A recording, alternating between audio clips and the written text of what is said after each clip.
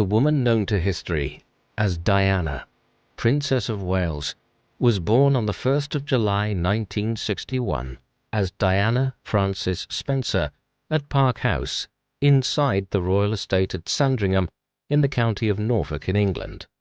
Her father was Edward John Spencer, who was born on the 24th of January 1924 into the nobility as Viscount Althorp, having been the only son of the 7th Earl Spencer. The Spencer family was one of the most significant aristocratic lines in Britain, being descended from John Churchill, 1st Duke of Marlborough, one of the foremost statesmen and generals of Europe during the late 17th and early 18th centuries.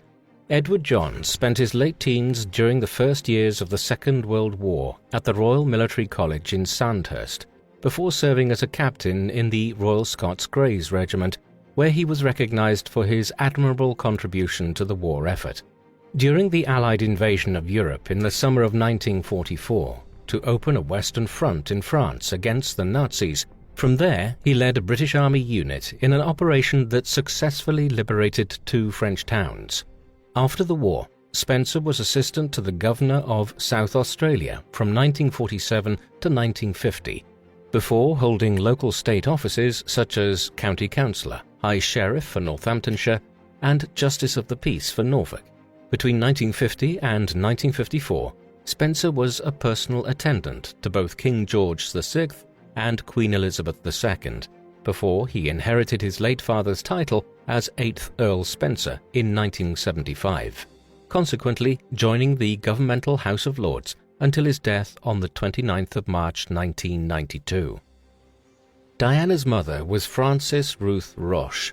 She was born on the 20th of January 1936, also at Park House, Sandringham, and was the daughter of a baron who forged a good friendship with King George VI. Her mother was a lady-in-waiting to his queen consort. At the age of 18, Frances married the Viscount Althorp at Westminster Abbey. They had 5 children: Sarah, born in 1955, Jane, who followed 2 years later, their first son, John, who was born in 1960 but tragically died just hours after his birth, Diana a year later, and finally Charles in 1964. They divorced in 1967 and both went on to remarry. A royal journalist reported that violent outbursts from the Viscount may have caused the marriage to fail, with Diana witnessing her father slapping her mother at least once, although custody of their children was awarded to the Viscount, and Frances lived the rest of her life relatively secluded on the Scottish island of Sale.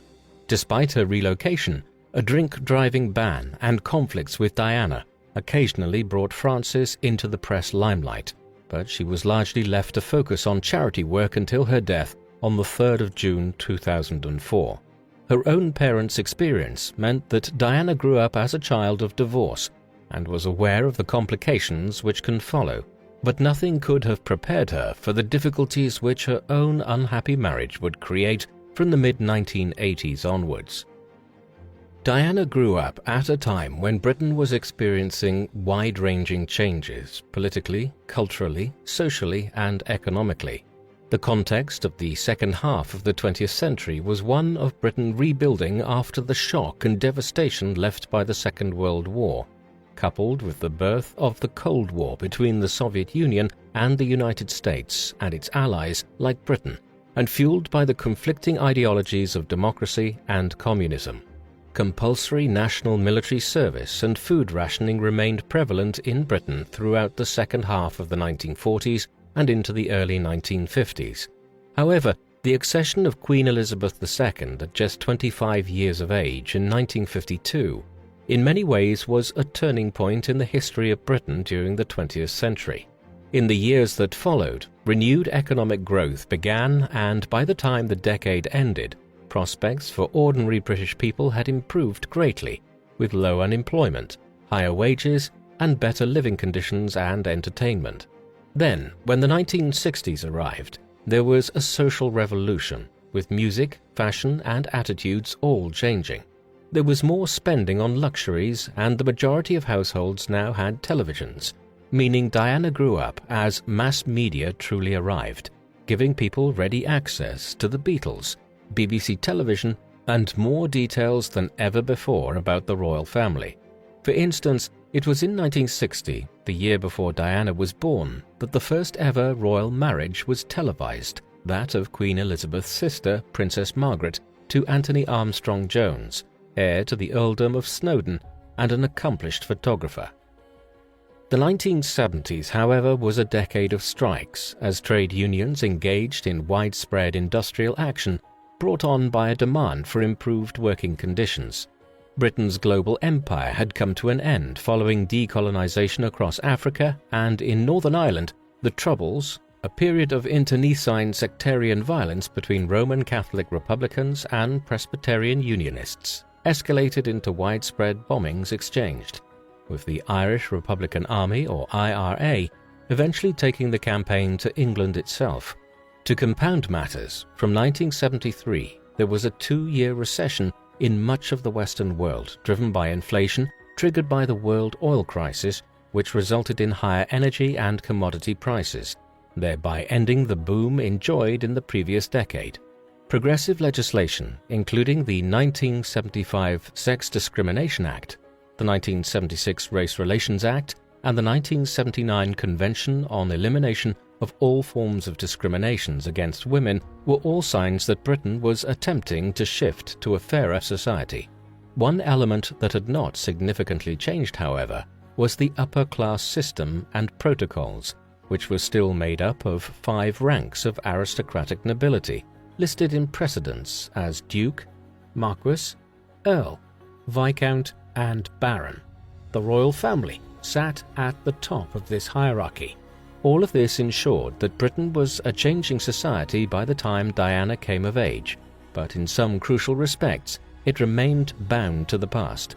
One of the most significant issues was that attitudes towards divorce and marital separation were still old-fashioned in Britain by the 1980s, and this would have a bearing on Diana's later life, as the British press became obsessed with the possibility of her and her future husband separating, in a manner which would not hold the same attention in the 2020s.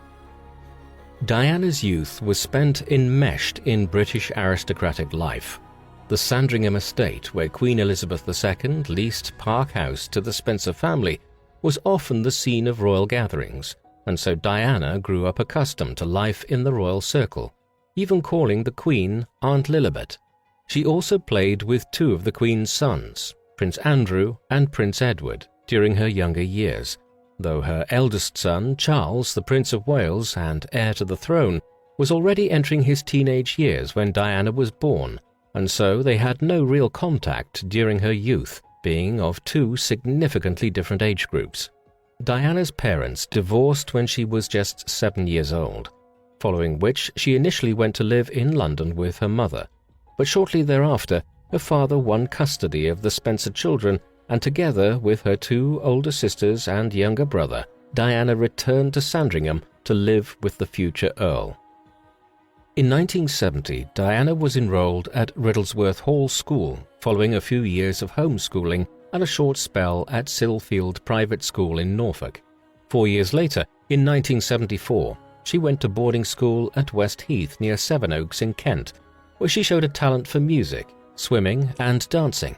In her second year, upon the death of her grandfather, she inherited the title Lady, as her father became Earl Spencer and moved into the hereditary Spencer seat at Altrop in Northamptonshire. Despite describing her time at Westheath as the happiest days of her life, Diana struggled academically in many areas, and she failed her O-level exams twice before moving to the Institut of Alpin Wiedemannet in Switzerland during 1977. This was a finishing school designed to prepare pupils for life and the associated courtesies and protocols of upper-class society.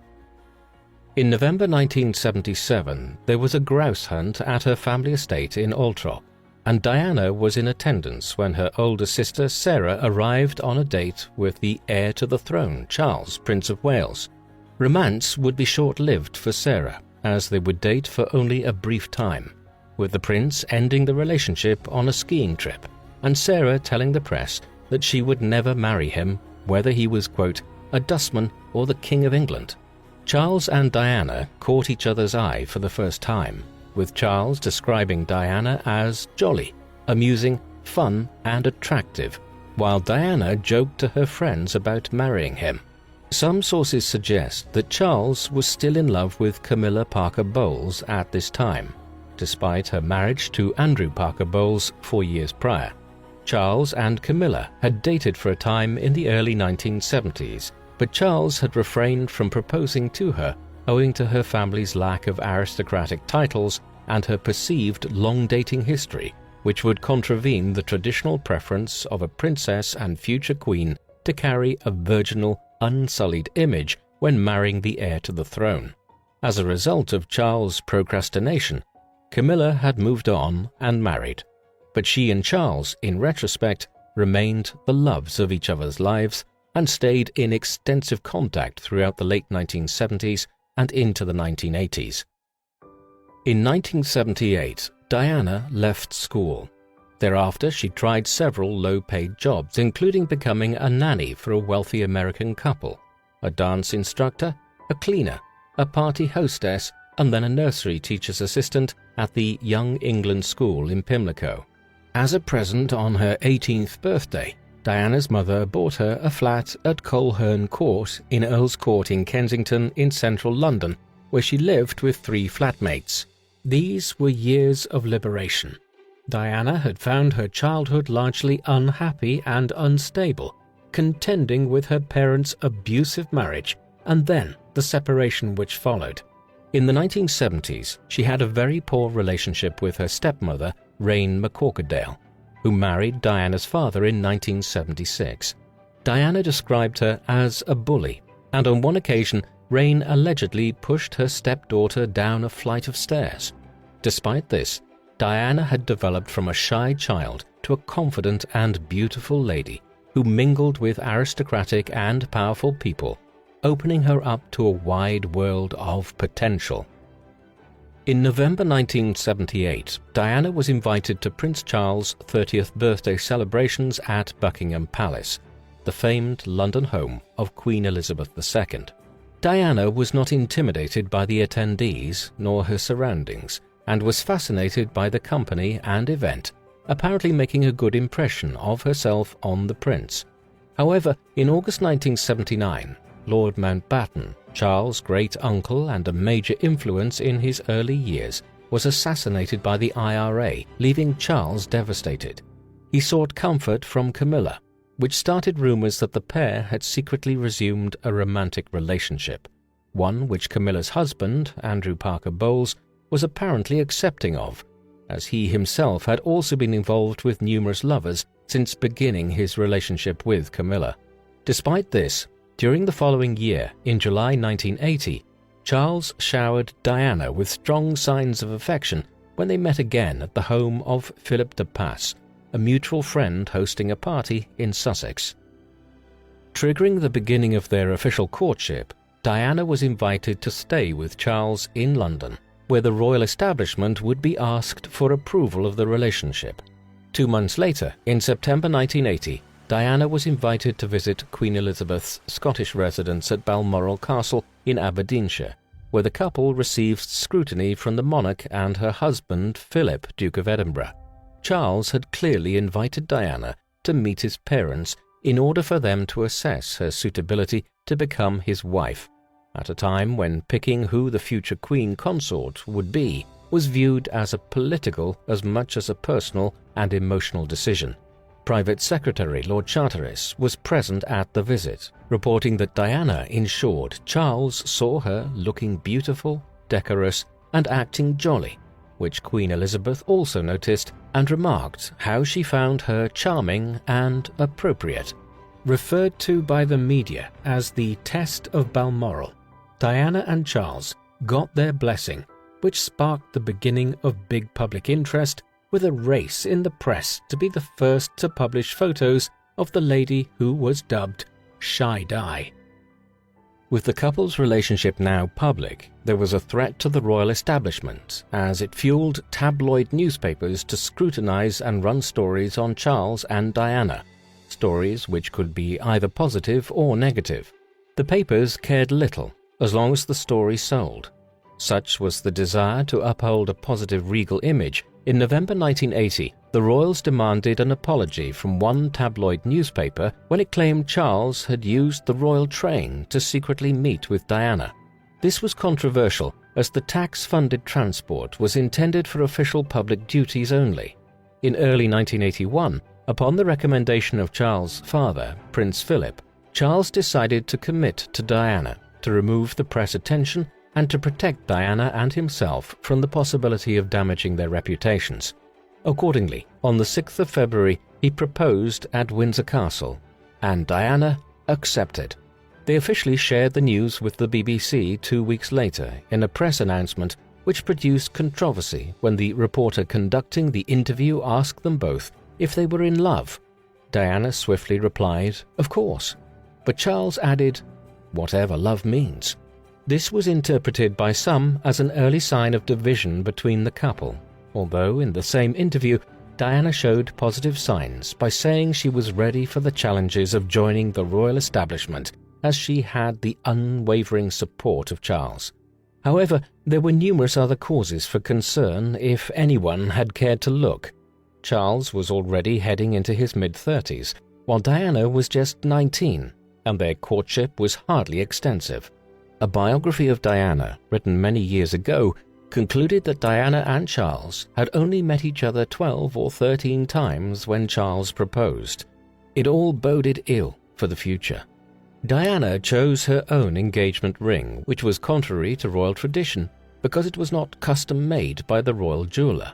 She chose an 18-carat white gold band adorned with a Ceylon sapphire, picked out of a catalogue which others could purchase. It was the first indication of her desire to forge her own path as a member of the royal family, rather than following tradition. Shortly after the wedding announcement, Diana moved into Clarence House in Westminster in London, which was one of the homes of the Queen Mother, although later Diana would move to Buckingham Palace for the remainder of her engagement. She found this to be an incredibly lonely time. On the 9th of March 1981, the couple made their first appearance together at a charity musical concert at Goldsmiths Hall in central London, where Diana was met with intense press attention as she stepped out of her car in a black, shoulderless dress which was 2 sizes too small and revealed more than royal fashion etiquette would normally allow. One reporter suggested it was like watching Cinderella swap her rags for riches, comparing the event to a fairy tale, although Diana found it an unbearable experience which set out some harsh realities about her future. Following the Goldsmiths event, there was an after-party at Buckingham Palace where Diana met Princess Grace of Monaco, who was previously known as Grace Kelly, an Oscar-winning American actress, before marrying into royalty. Grace comforted Diana, who got upset over the appropriateness of her dress and small details of acceptable etiquette, such as which arm to wear one's handbag. Bursting into tears, Diana realized that her future life would be characterized by scrutiny and pressure, which Princess Grace joked would only get worse, oddly cheering up the conversation and creating a bond between the pair. In the months leading up to the wedding, Diana grew increasingly suspicious of the relationship between Charles and Camilla, particularly so when she found a personalized bracelet that her future husband had purchased for Camilla. Diana nearly called off the wedding on this occasion, but her sisters talked her out of it and she pressed on with the engagement. Later that month, as she watched her fiancé fly from Heathrow Airport to embark on a 6-week tour, Diana was pictured crying. Charles had taken a call from Camilla just before he left. On the 28th of July 1981, Diana had a severe episode of her eating disorder bulimia, a condition which she suffered from periodically throughout her life. It was triggered, in this case, by the anticipation of her upcoming wedding the following day. She spent the night with her sister, Lady Fellows, at Clarence House, and received a signet ring from her fiancé with a note talking about his pride in her and offering reassurance that if she looks people in the eye, she will win the hearts of the people. Diana slept poorly due to singing crowds of gathering spectators and feelings of anticipation. Upon waking up, she described herself as being helplessly numb as she accepted the world was watching, with foreign dignitaries from across the globe all due to attend. Getting dressed in a £9,000 ivory-coloured dress with 10,000 embroidered pearls and a 25-metre train, longer than any other seen at a royal wedding, Diana was breaking away from the royal tradition of pure white styles. On the 29th of July 1981, Diana officially became the Princess of Wales when she married Charles, to the joy of 750 million global television viewers and 500,000 spectators lining the streets around their chosen venue, St Paul's Cathedral in central London.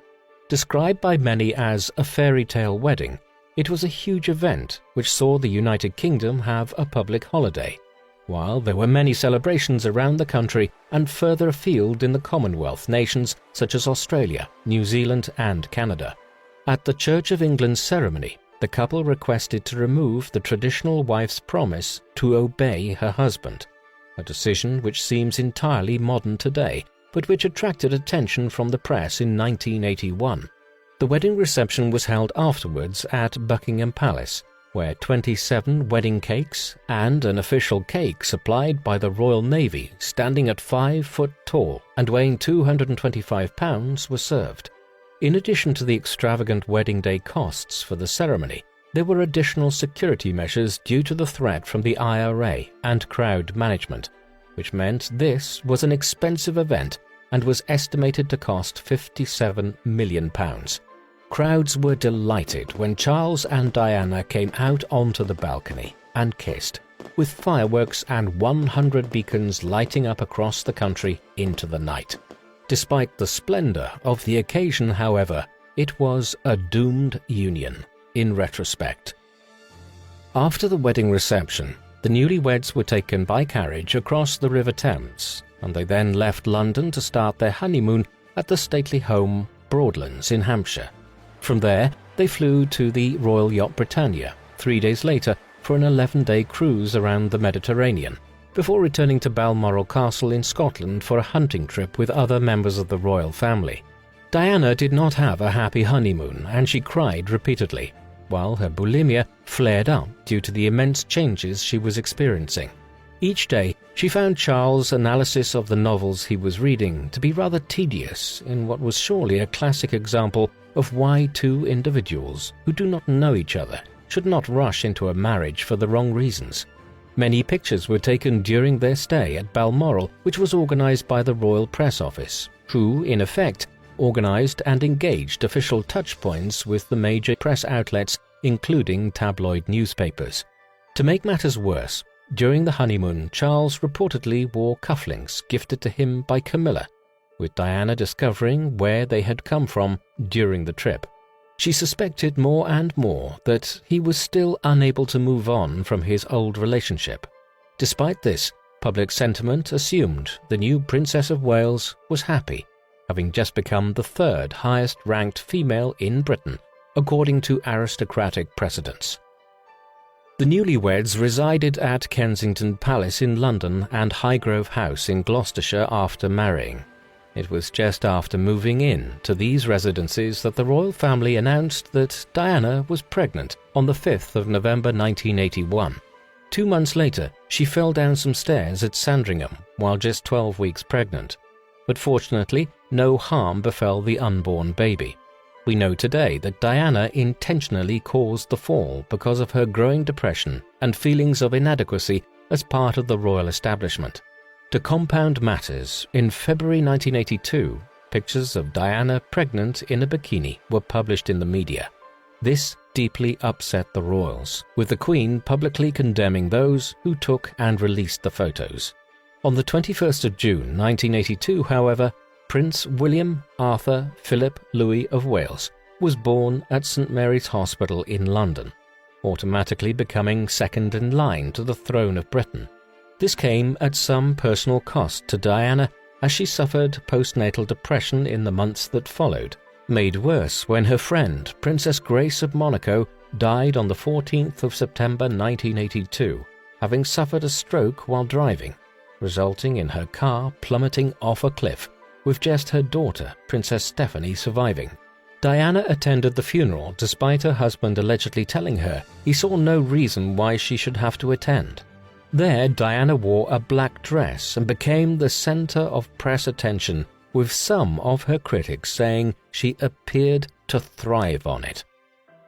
Attracting both criticism and praise, Charles and Diana took 9-month-old Prince William on their first joint royal tour of Australia and New Zealand in March 1983.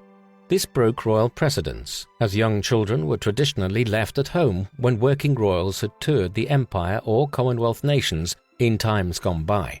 Arriving in Alice Springs, Australia, Diana got off to a rocky start, with some of the Australian press reporting that she looked miserable as the royals sought to win the hearts and minds of the public in the Commonwealth country in order to reaffirm support in the British monarchy, whose queen was still a symbolic head of state for many worldwide countries.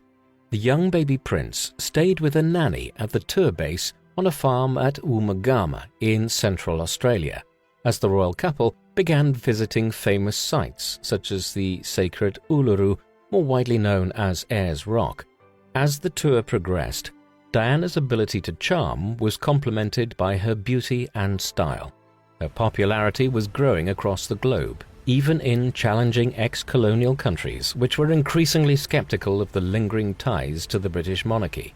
For instance, crowds began to come out to see Diana, who, it was estimated, shook the hands of around 6,000 people during the tour of Australia, developing her popular image as someone who was accessible and relatable to the public, while also appearing down-to-earth and unafraid to break with royal protocols. The 2-month tour finished a success for the royal couple, but with the limelight shifting towards Diana, there was animosity created, as Charles was used to being at the center of attention, but was at times pushed aside, which put pressure on the relationship when they arrived back to London and found it was the same at home. On the 14th of February 1984, the papers published the news of Diana's second pregnancy, having confirmed the information the night before, marking an uncharacteristic period of happiness for the couple as they grew to their closest as man and wife. With her husband wishing for a baby girl, Diana feared disappointment when she found out it was a boy, and consequently decided to withhold the sex from Charles until the birth of their second child, Prince Harry, on the 15th of September 1984.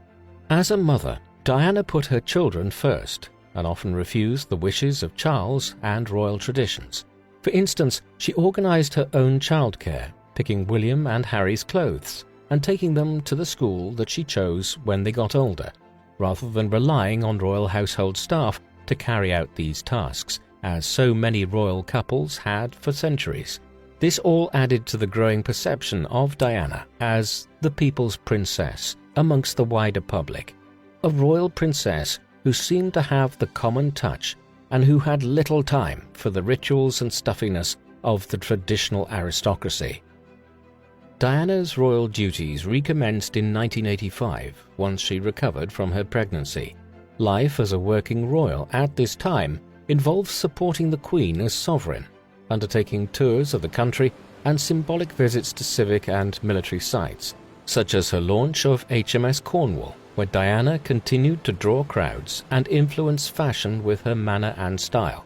In April, Diana, Charles, William and Harry visited Italy, where they met both the Italian President Alessandro Pertini and Pope John Paul II, followed by a second trip to Australia later in the year, where the public and media nicknamed Diana the Diamond Princess.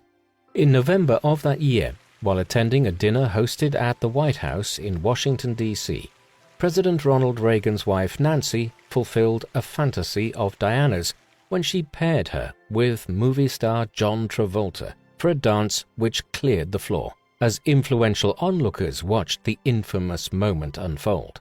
As the year closed, Diana was immersed in typical public duties, such as visits to hospitals, schools, and charities, including those supporting sufferers of serious diseases such as AIDS. By 1986, Diana and Charles' marriage was deteriorating significantly as it became clear to Diana that Charles had once again resumed his intimate relationship with Camilla Parker Bowles. However, it would be wrong to suggest, as many people have over the years, that Diana was entirely the victim in this situation. She engaged herself in at least one and possibly multiple affairs in the 1980s. The first of these was possibly with Barry Manaki, a police officer and bodyguard who was assigned to Diana's protection unit in 1984. He was subsequently transferred away from that detail in 1986 on the grounds that his relationship with Diana had become inappropriate. He died in a road traffic accident the following year, and while the rumors of the affair were never substantiated, Diana did state in an interview some years later that she had been deeply in love with someone between 1984 and 1986, and she was devastated upon hearing of his death. A more widely known of affair was with her old horse riding instructor, Major James Hewitt, who Diana was involved with between 1986 and 1991. Diana later confirmed the affair, as did Hewitt. However, persistent theories that Prince Harry bears a striking resemblance to Hewitt and is his biological son have been rubbished by Hewitt, who stated that his affair with Diana did not begin until 2 years after Harry was born. What all of this makes clear, though, is that Diana was involved in several protracted affairs herself throughout her marriage to Charles. Thus, although Diana later claimed that her marriage failed because there were 3 people in it, her, Charles, and Camilla, in reality, Diana was unfaithful herself also for much of it. Scrutiny of the lives of the Prince and Princess of Wales persisted when Diana fainted in May during the Expo 86 World Fair in Vancouver, Canada, causing many to question her health and the busy schedule which saw her fly to Tokyo shortly after, where she was pictured looking pale and exhausted. Diana was immensely popular across the world and in Japan, which ensured the 8-day tour was action-packed, but the couple successfully hid any issues in the marriage throughout the trip. In November 1986, Diana went on a short tour of the Middle East, where she met King Fahd of Saudi Arabia and Sultan Qaboos bin Said Al Said of Oman. We might ask at this juncture, just who was this young woman who was involved in such tangled political affairs in the 1980s and was at one point assumed destined to become the Queen of England one day? Often Diana's personality is masked by the public adulation she received on account of her charitable activities and the perception of her as the victim of a political marriage. But who was she away from the media glare? Diana was a mix of charm and confidence, under which was hidden many insecurities and emotional storms. Friends noted that she could shift from one mood to another relatively quickly, so that the young woman who had to act one way at a royal event or was livid owing to some media reports and intrusion into her life at a given time could quickly become more upbeat with friends. Other lifelong friends noted that there was a paradoxical nature to Diana. The fashion entrepreneur Roberto Dvorak, for instance, noted that Diana could be extremely mature in some instances, but conversely entirely immature in other situations. Similarly, despite the massive number of responsibilities which were foisted on her, she could also be very childlike. In many ways, this was what won her the admiration of so many, her unguarded and innocent manner, even in serious situations. Her younger brother, Charles, perhaps provided the most penetrating insight into this, noting that Diana's great strength and weakness was her honesty, and yet even this could often be disguised by her need to exaggerate. Even when she was being truthful, she was, in short, a complicated person. In April 1987, Diana opened the first UK hospital ward dedicated to the treatment of HIV, where she famously tackled the stigma around those infected with the disease when she shook the hands of 12 patients without wearing gloves. Only one picture was taken, and the 32-year-old man insisted that it should be taken from an angle where his face could not be seen. This reflected the fearful social outcasts that HIV created, as well as a loneliness that Diana could relate to in the confines of her own personal life within a strict establishment. Events like this might seem insignificant today, but it is important to understand exactly how unusual this behavior was in the mid-1980s. HIV and AIDS had first emerged in Africa during the 1930s, but in an age prior to rampant globalization, it took decades before it became a serious problem in the developed world. When the first major waves of it began spreading across Europe and North America in the late 1970s and early 1980s, it carried an enormous social stigma, primarily because it was believed to be transmitted exclusively by intravenous drug users and gay men, at a time when homosexuality was still looked down upon by the vast majority of people. In publicly refusing to adopt this stance towards HIV sufferers, and instead displaying a humane approach towards those who had contracted the disease, Diana contributed towards lifting some of the stigma surrounding it in the mid to late 1980s. Elsewhere in her life, in the second half of the 1980s, the tabloids continued to focus on exposing the failing marriage and had picked up on a growing discomfort between Diana and Charles, highlighting when they failed to appear together at events such as the wedding of Lady Amanda Ellingworth or the solo summer holiday Charles took at Balmoral. Diana was aware from her charity engagements that her work often benefited from the press attention, but her position also attracted relentless coverage of personal stories which she found distressing. It was also leading to an ongoing decline in her relationship with her mother-in-law. When Charles had first introduced Diana to his parents as a prospective wife, the Queen and her husband had been impressed by her and warmed to Diana. That relationship continued well through the first years of their marriage and the birth of William and Harry. But in the second half of the 1980s, it became more strained as the media focus on the problems of her and Charles's marriage continued. For Elizabeth, whose motto, as inherited from her own parents, was to never complain, never explain, a key component of which was not to air the royal family's dirty laundry in public, the breakdown of Charles and Diana's marriage created unprecedented problems in her long reign.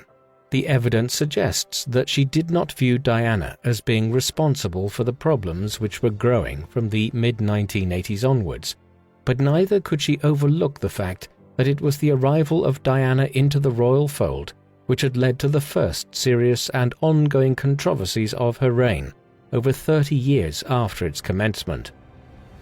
As 1988 arrived, Diana and Charles continued with world tours including Thailand and Australia, as their official royal duties continued to grow, with nearly 200 events attended that year alone. Diana remained focused on charities concerned with the treatment and support of cancer, opening what would become known as Children with Cancer UK and assuming the position of patroness, in addition to positions she already held in the Red Cross and several other charities. All of this work continued to earn her plaudits in many circles in Britain, even as the media feeding frenzy concerning her personal life continued. By 1989, Diana was living a largely separate life to her husband, and in February, while at a birthday party, she bravely confronted Camilla in a private exchange, telling her she knew about the affair and wanted her husband back. The accusation was met with denial from Camilla, and so, in the year that followed, things continued on the same trajectory. Diana continued to make headlines when she hugged a child suffering with AIDS before her busy schedule flew her on a tour of Kuwait and the United Arab Emirates the following month, with her duties now increasing to approximately 300 official engagements per year, an enormous burden for a woman who was still just in her late 20s and balancing motherhood and a very complicated personal life. In March 1990, Diana and Charles toured Nigeria and the Republic of Cameroon, where she highlighted projects which centered around women's education and healthcare. In May, the couple marked history by being the first royals to visit ex-Soviet Hungary which was one of many Eastern European countries that had liberated itself from a communist regime the previous year. Despite the potential Eastern conflict with the USSR apparently easing, with the Cold War coming to a largely peaceful conclusion, in the Middle East, Britain was one of 35 countries condemning Iraq for its invasion of Kuwait, triggered by an oil pricing war and deep historical disagreements. In August 1990, when Iraq refused to withdraw, the First Gulf War began, which was a conflict that would see the loss of 47 British military personnel. Diana was keen to show her support for British troops and their families, and in December she travelled to Germany, where she met British soldiers and their families who were stationed at Bergen-Hohne garrison near Hanover. During this visit, she told the 750 military families stationed here that they would not be forgotten this Christmas time as they fought overseas. She also wrote a motivational letter to the troops, one which was published through the British military's internal communications in the new year. In 1991, Diana's royal duties included a trip to Kingston in Canada, a solo trip to Pakistan, and a visit to Brazil, where she highlighted organizations that were trying to tackle poverty and provide relief to homeless children. In her role as a mother, Diana continued to be dedicated to her children and was characteristically unfazed by royal protocol when she competed in Harry's school sports day event, running barefoot in a skirt during a race between the parents. In June, when Prince William suffered a head injury from a golf club and was hospitalized, Diana spent the whole night at his bedside, making sure he was okay, following a successful operation. In July 1991, marking their 10-year wedding anniversary, Charles and Diana went to Highgrove House in Gloucestershire, which was a property the family often went to on weekends. But the trip also attracted rumours in the press due to its proximity to Camilla's residence. In August, the family and close friends went on a private holiday to Italy, which some headlined as a second honeymoon, when in reality it was a family break rather than a romantic rekindling, with Diana already confiding about her unhappy marriage to her lifelong friend James Colthurst in a series of secretly recorded interviews during the year. In February 1992, Charles and Diana shared what would be one of their last royal tours together in India, where Diana met Mother Teresa and was famously pictured sitting alone without her husband in front of the Taj Mahal, photos which fueled press speculation around the marriage once again when they appeared in the British newspapers. In June 1992, the breaking point of the relationship was reached when a book entitled Diana, Her True Story by Andrew Morton was released. This documented Diana's life, including her relationship with Charles and details of his affair with Camilla throughout their marriage. Although in her lifetime she would always deny any involvement in the book, Morton's work was based on interview recordings of conversations between Diana and James Colthurst. Colthurst evidently acted as a middleman for Diana's version of events, which she was keen to be directly heard rather than spun through the royal press office. In response to this publicity crisis, the Queen and Prince Philip intervened to try to protect the establishment, but mediation did not work, and in August 1992, the situation escalated when a private tape recording was leaked to the press between Diana and a childhood friend, James Gilby, in which Diana described her marriage as torture with a feeling of being trapped. There was no confirmation that Diana and James were having an affair. However, she expressed concern their recent meeting may be discovered, while he used affectionate terms and the pet name Squidge several times, resulting in the publication and furore surrounding it becoming known as Swidgygate. Conspiracy theorists believe the timing of the leaked recordings were an attempt to tarnish public support and empathy for Diana, which had grown following the revelations of Morton's book. And although there was no evidence to this effect, it is an example of how conspiracy theories began to increase as people in the public and royal establishment started to pick sides. In November 1992, there was a final attempt to show the world the marriage could be salvaged when Charles and Diana were sent on a 4-day royal tour of South Korea. But the pictures that were taken during the trip had the opposite effect, with the couple looking unhappy and described as the Glums, a description of them which had first surfaced in the 1980s. Meanwhile, back in England, the Queen herself made a rare public statement about her feelings about the controversy Diana and Charles's marital woes was generating, combined with other family difficulties. In a speech she delivered on the 24th of November 1992, commemorating the 40th anniversary of her accession to the throne, she stated, "1992 is not a year on which I shall look back with undiluted pleasure. In the words of one of my more sympathetic correspondents, it has turned out to be an annus horribilis, or horrible year."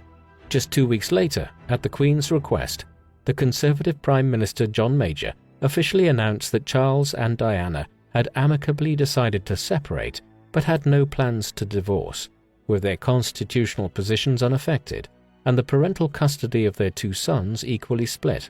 Damage limitation to the establishment was the likely driving force for the announcement, as it included particular emphasis that there was no third party involved in the couple's decision, although this did not subdue press speculation.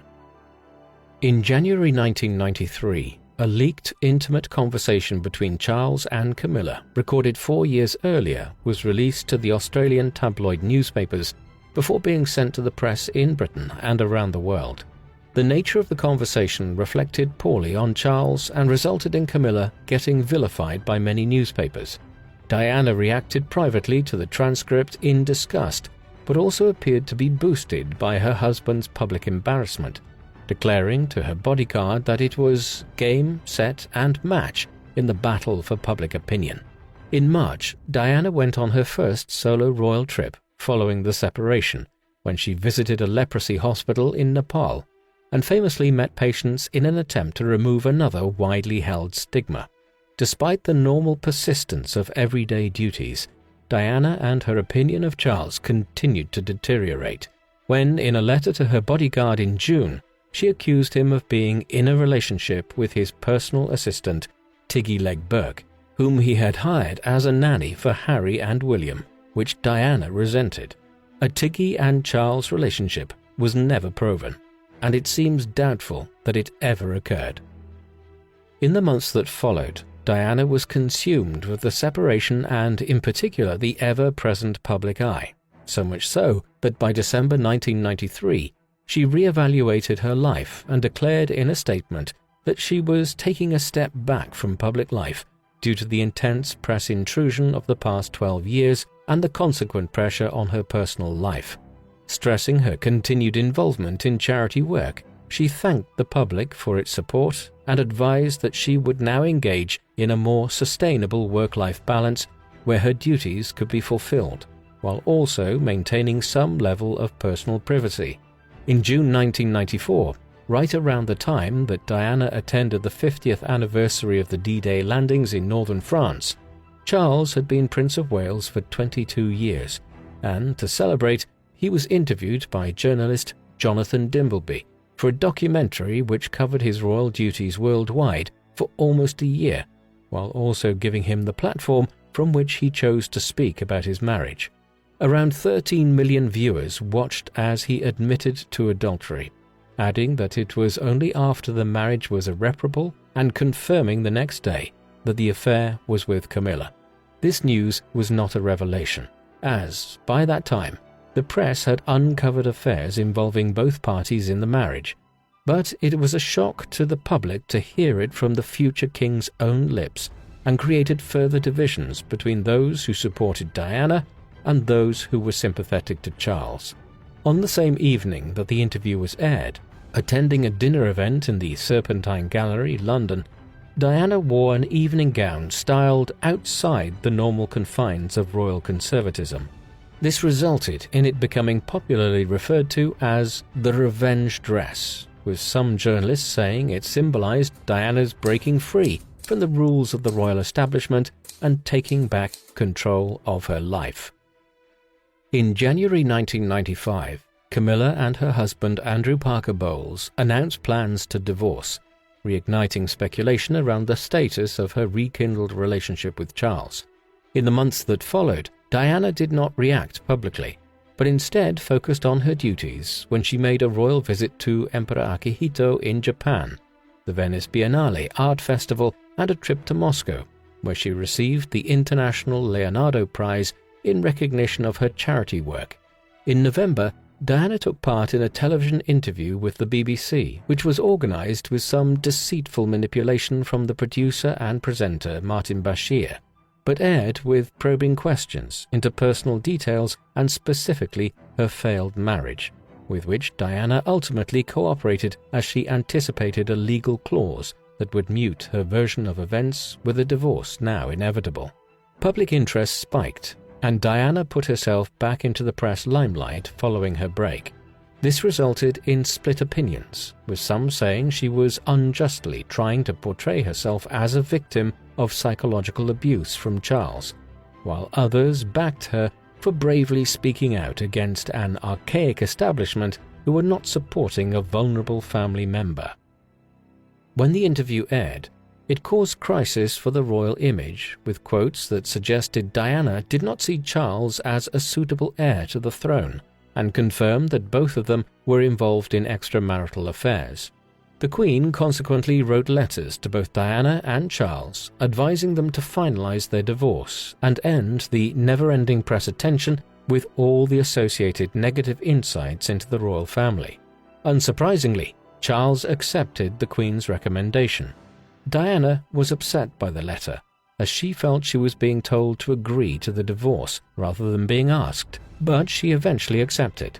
Divorce negotiations were concluded on the 28th of August 1996, with joint custody of the children, a lump sum of £17 million, and an annual allowance of £400,000 awarded to Diana, retaining the title of Princess of Wales, while losing the title Her Royal Highness.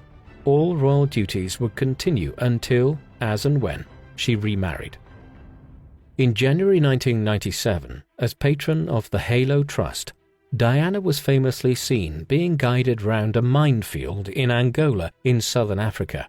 This was one of many locations that the Trust aimed to remove explosive ordnances from, which were killing or maiming people every day. Angola having become the scene of a protracted and bitter civil war and a front in the Cold War from the mid-1970s onwards, as it sought to achieve independence from Portugal. The visit attracted some criticism from a distinguished member of the British Ministry of Defence, Earl Howe, who described Diana as interfering with politics, which was strictly prohibited by royal convention. But despite this complaint, the pictures of her wearing a flak jacket and helmet went to print around the world as she again successfully raised awareness of a charitable cause. Back in Britain, following the divorce, Diana remained in Kensington Palace, having been there since she married Charles, and was still a very influential figure, associating herself with a wide range of people, including celebrity friends such as Elton John and George Michael. She continued to be linked to men romantically, and those closest to Diana recall her describing heart surgeon Hasnat Khan as the love of her life when she dated him between 1995 and 1997, although it remains unclear who ended the relationship. Within 1 month, she was dating Dodi Fayed, who was the wealthy son of the owner of Harrods department store. In the summer of 1997, Diana was invited by Dodi to spend time with him on holiday on his yacht in the south of France.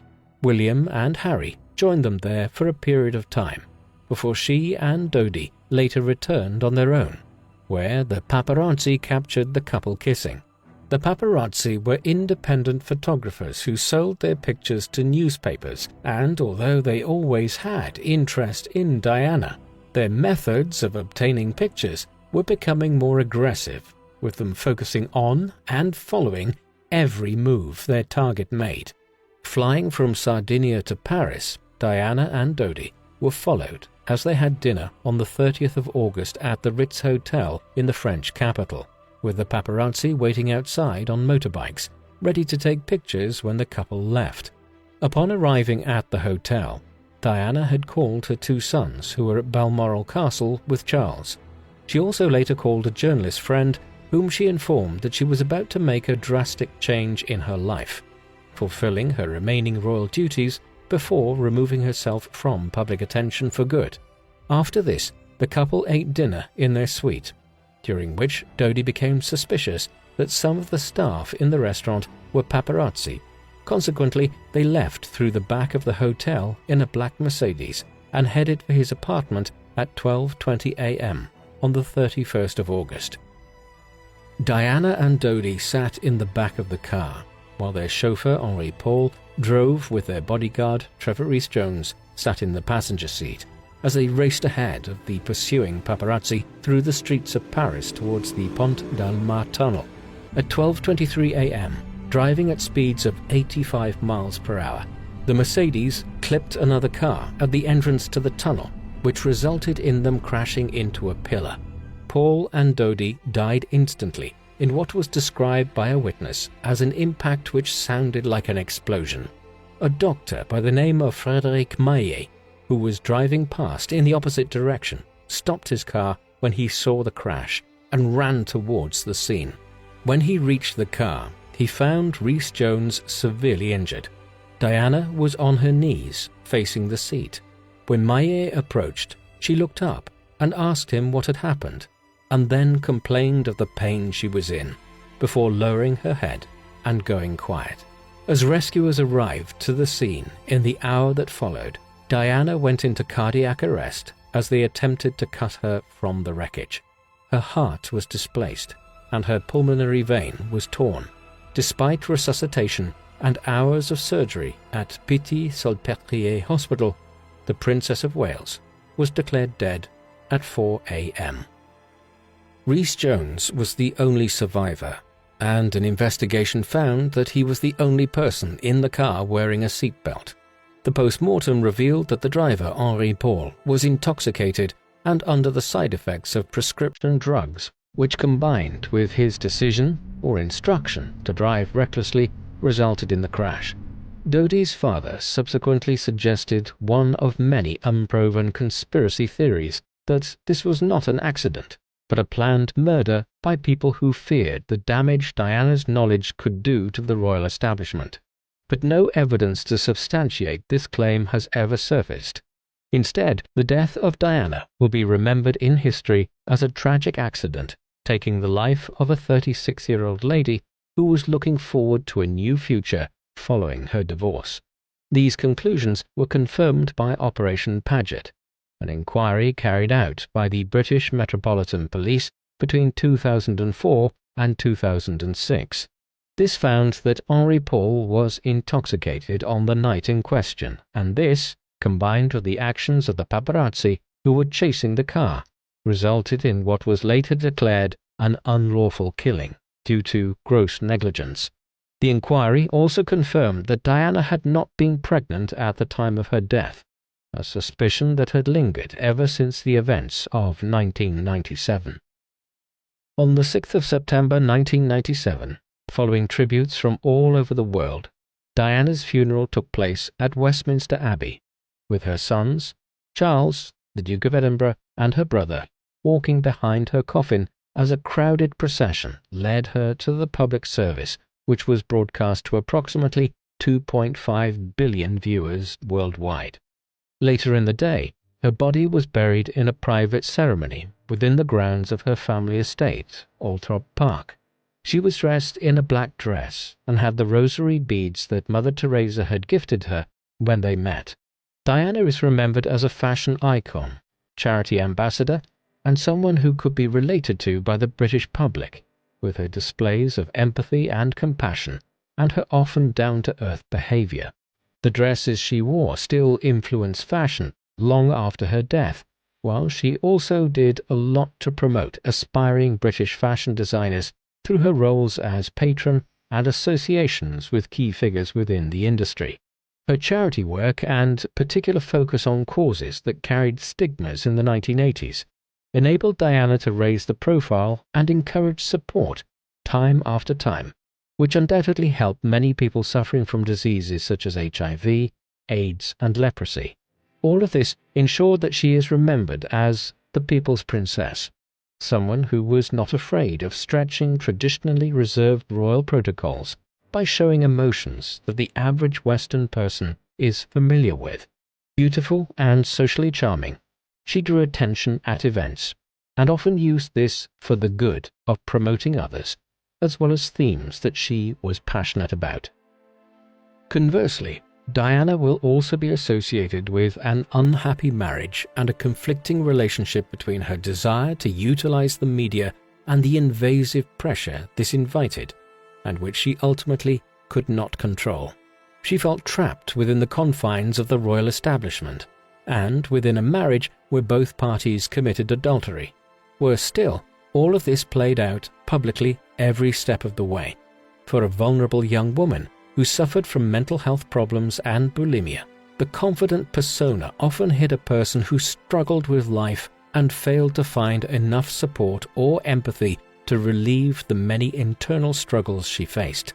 Speaking out and airing personal details about the royal family is remembered by some as Diana's betrayal to an iconic establishment that she chose to join, and from which she reaped the power and influence that came from that decision.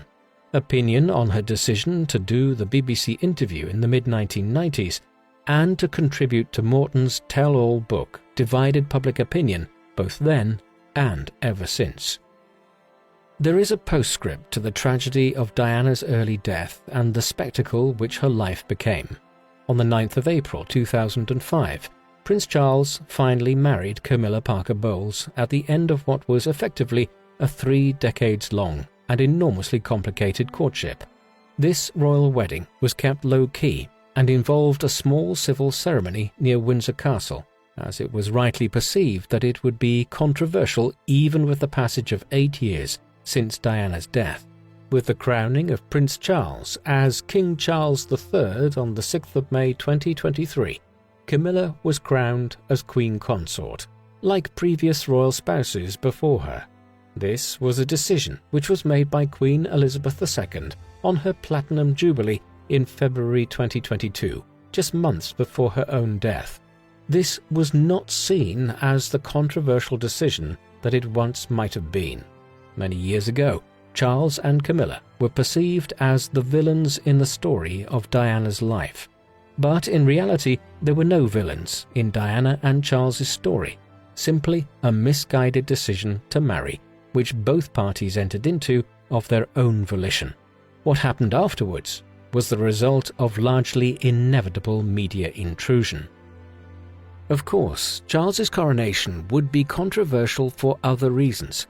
In 2022, Diana's son Harry, together with his wife Meghan Markle, publicly drew parallels with her story, highlighting the invasive nature of the press and confines of royal life becoming unbearable, much as they were at times for the late Princess of Wales. In the same year as Harry withdrew further from his old royal life, Queen Elizabeth II died. Following her death, Charles ascended as king. Prince William became the new heir to the throne, and as a result, his wife Catherine became Princess of Wales, which was the title so famously held by his late mother. And so the hereditary royal establishment continues towards a new generation, apparently still grappling with its relationship with the media and public identity, while the impact of Diana's legacy can still be seen from her far-reaching life as a princess, style icon, patron, wife, and mother. What do you think of Diana, Princess of Wales? Was Diana's media attention damaging or progressive for the royal establishment? And how do you think Diana has influenced the public perception of the royal family? Please let us know in the comment section, and in the meantime, thank you very much for watching.